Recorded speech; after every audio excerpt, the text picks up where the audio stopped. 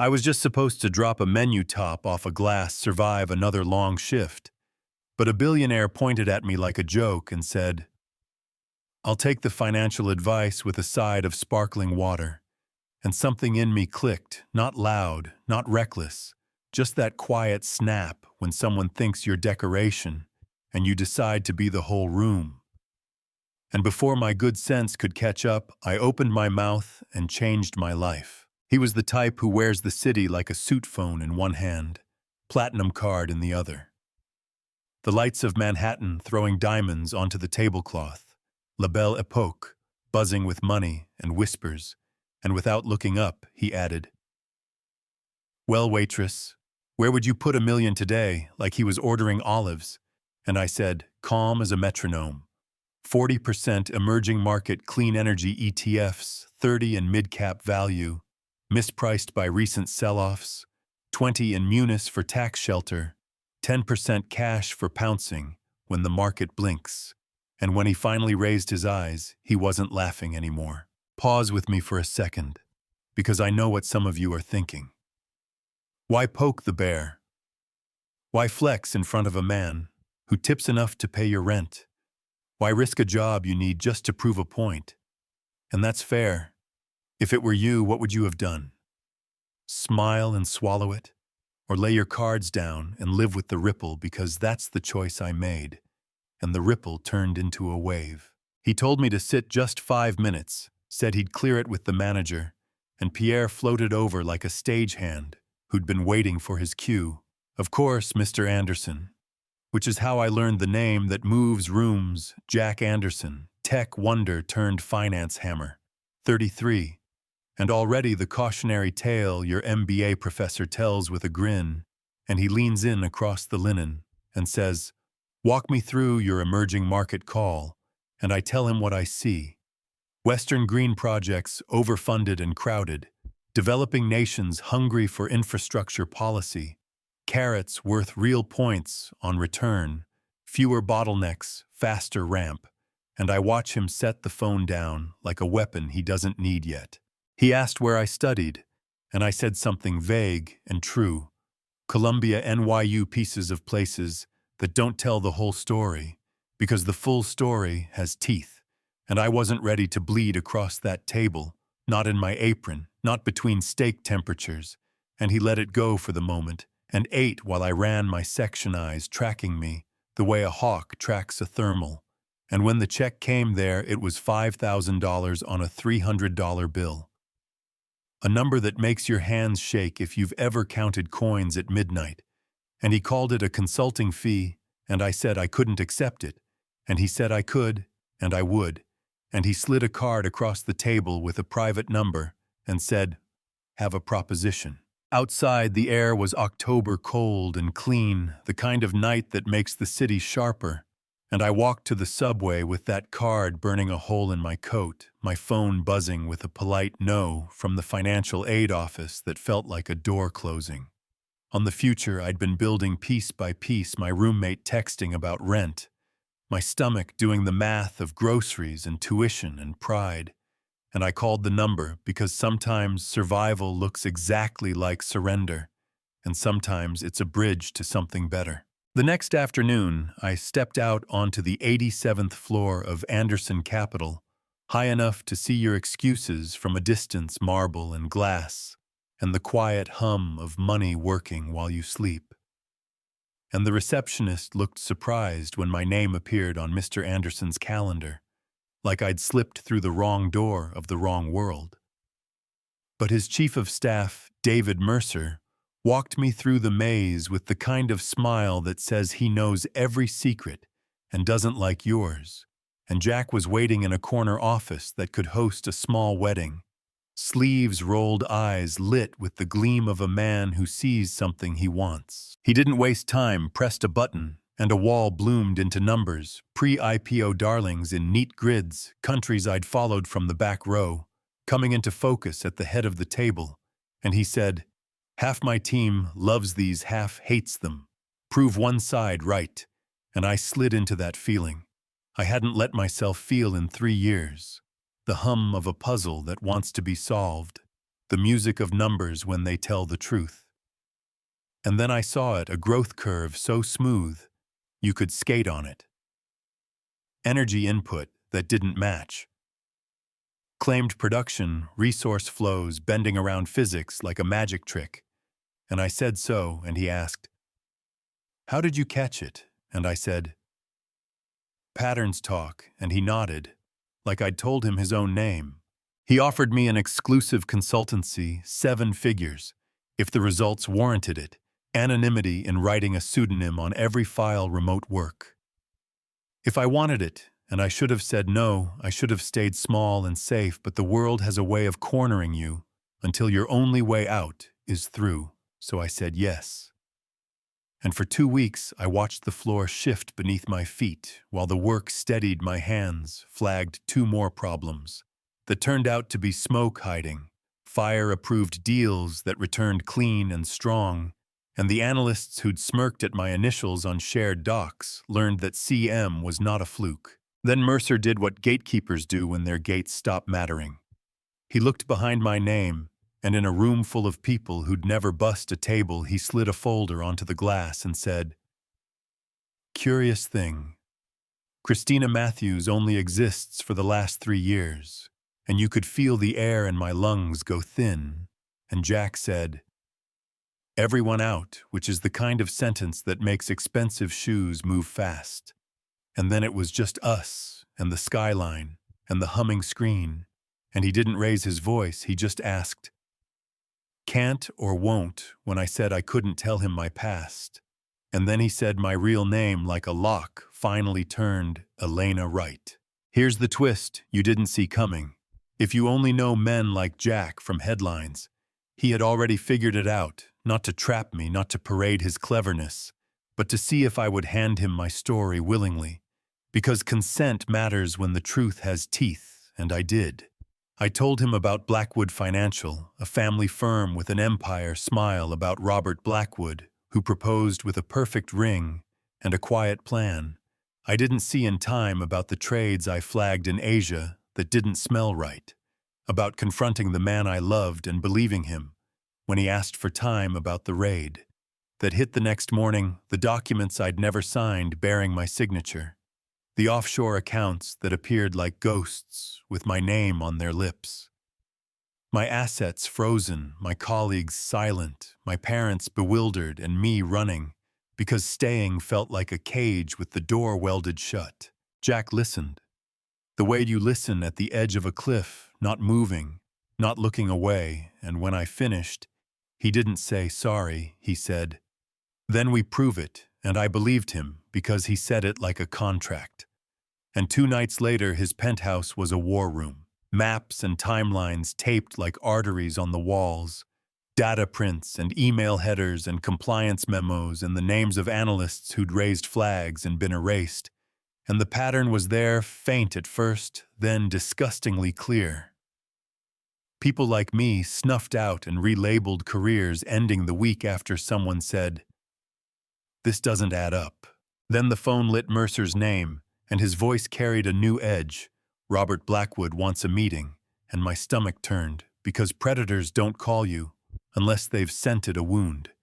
And Jack said, "Put him on the calendar."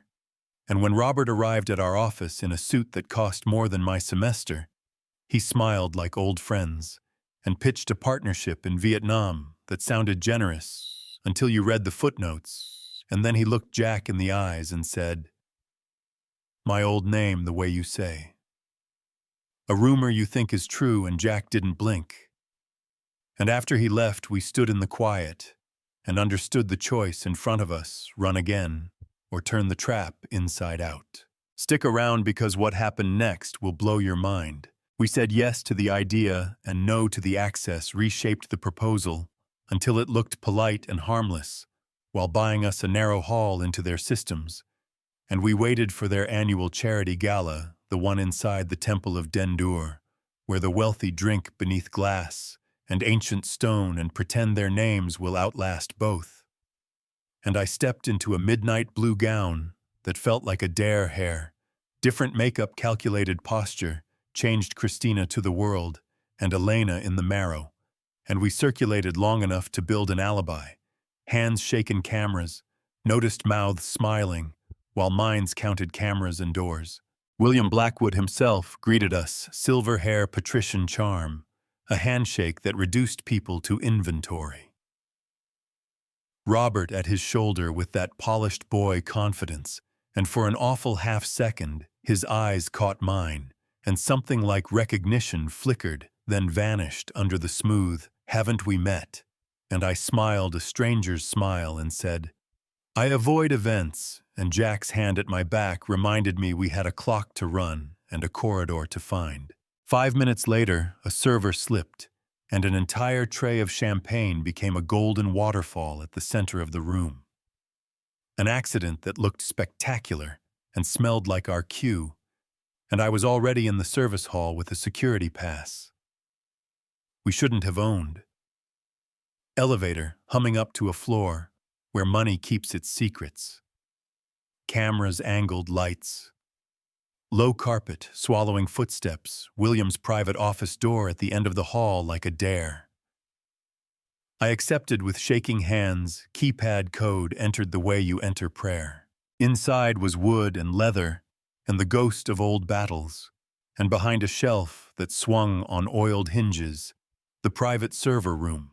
I remembered from a life that felt like someone else's movie, and I slid a drive into the port and watched the progress bar climb like a sunrise while I searched the main desk for something more. Because men like William believe in paper insurance, and there it was, a metal box tucked behind files. No one reads a lock that surrendered to a trick I learned when I had to learn everything. And inside USBs labeled only with dates, 3 days before Robert called me extraordinary, and then sold me to the wolves. Footsteps, voices, a hand on the doorknob that frozen second, when your body becomes a stone statue. Then shouting from the other end of the corridor, glass breaking security, splitting like cells dividing, and the handle released, and I moved, wiped what needed wiping, pulled what needed pulling, took the dated drive that had my heart inside it, and I walked back into the gala on a breath I didn't realize I'd been starving for. And when Robert cut us off on our way out, his smile was razor thin and his handshake too long. "You seem familiar." Ms. Matthews and I said. People say that, and he let me go and the car door shut, and I finally let my head fall back and breathe. We didn't celebrate. Not yet. We loaded data like it was oxygen, and the emails were there, father and son, discussing containment and redirecting authorization and accelerating. Regulator attention, ugly little phrases that bloom into indictments. If you water them with daylight. And then the audio clip that made my skin go cold. 2 voices in a room, deciding my life. She knows too much. I'll handle Elena. Destroy the credibility, and the rest collapses. And if you've never heard your worst day discussed like a calendar item, you don't know the exact shape of fury that fits between your ribs. We did it by the book. From that point, chain of custody handled by lawyers whose pens are weapons, simultaneous packages to the SEC and the FBI financial crimes team. A carefully timed drop to 2 journalists who still care more about truth than cocktail invites. And then the wait, which is a kind of hunger. You pace and drink bad coffee and stare out windows and ask yourself what you'll do if the world shrugs. And then one morning the shrug didn't come, the headline did, and Blackwood stock fell like a lift with a cut cable, and former employees started remembering things on the record, and cameras pointed where they used to look away. 3 months later, I was back in Jack's office, the news anchor talking faster than nerves could keep up. And Robert Blackwood walked out of his townhouse with his wrists in stainless steel. And I didn't cheer, I didn't gloat. I just felt a pressure leave my chest, like a storm finally pushed past the coastline. And maybe that's not cinematic enough for you. Maybe you wanted a dramatic speech or a tear captured in slow motion. But real relief is quieter. It's the sound your body makes when it stops bracing. People always ask about Jack and me. Did we cross that line? Was I still Christina, or finally Elena again? And the honest answer is messy. I kept Christina where safety mattered and took back Elena where courage was needed.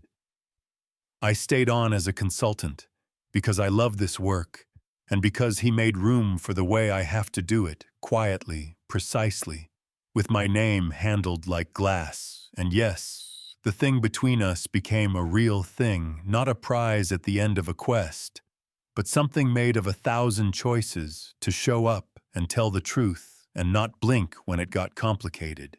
You know what I mean? Life rarely gifts you clean lines. But when you find someone who doesn't flinch at your fractures, you pay attention. Yeah, that happened. But let me shift the spotlight off us and onto you for a moment. Because this is bigger than my story. It's about who gets believed when truth and wealth collide. About how easy it is to erase someone if you control the narrative and the distribution list. About whether ends can justify means. When the gatekeepers are gaming the rules, we did things I wouldn't teach in a classroom. We accepted a partnership to open a door. We engineered a distraction. We made moves that were legal on paper and gray in spirit. So tell me straight, do you think that's fair? If your name were dragged through the mud and the system was the mud, would you do it differently if it were you? What would you have done? I still replay that night at La Belle Époque, when a man ordered advice like dessert, and I decided not to fade into the wallpaper. And I think about all the people working 2 jobs with heads full of brilliance who get treated like furniture because their badge doesn't open the right elevator.